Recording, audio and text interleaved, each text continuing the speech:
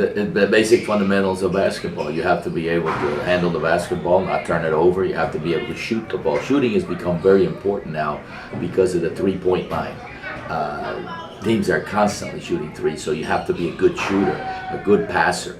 You have to be able to rebound, to handle the ball. All the aspects that takes fundamentals, that takes repetition. That's why young kids should be going to camps and working with the ball, because that's the essence of it. That's where you learn these type of things, and that's where you perfect your skills. Repetition is the mother of learning. So if you keep working on everything, shooting takes a lot of work, a lot of shots. You shoot a lot, dribbling, handle the ball, both hands equally well, right hand, left hand. So it takes a lot of work, but it's an everyday endeavor that you keep doing over and over again. Well, the American season in high school, it's about 30 games, then the playoffs and everything else. The NBA, as everybody knows, it's a grind, 82-game schedule. The game is a little different, and the American game is usually faster than the European game. The players play a lot faster, the game evolves a lot more.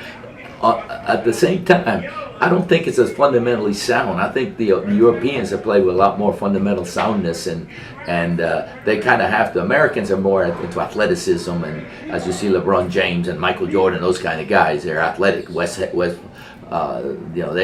guys that are very athletic.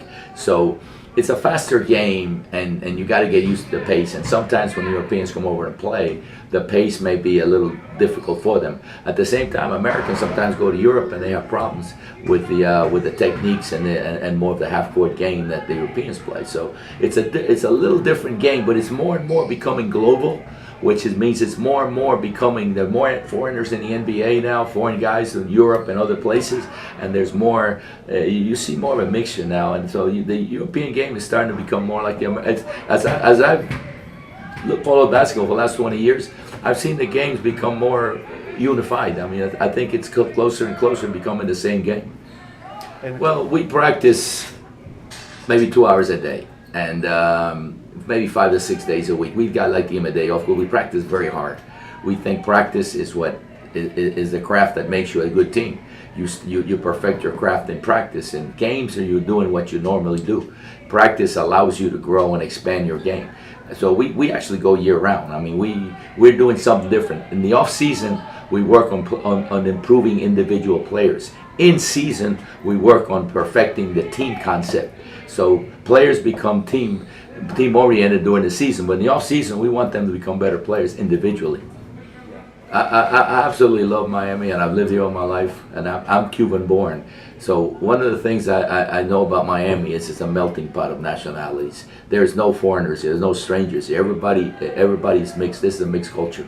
There are certain parts of the United States which are dominated by a certain culture, by a certain group, but maybe mostly Americans. Initiating from England, but Miami, much like New York's a little bit like that, but Miami more than any other city in the United States, it's a mixture of cultures: blacks, Africans, Greek, Europeans, South Americans, Latin Americans, Cubans, you name it, white Americans. It's a completely, and everybody gets along. It's the beautiful thing behind it is that people learn to get along with other cultures, and that's what makes Miami such a spectacular city.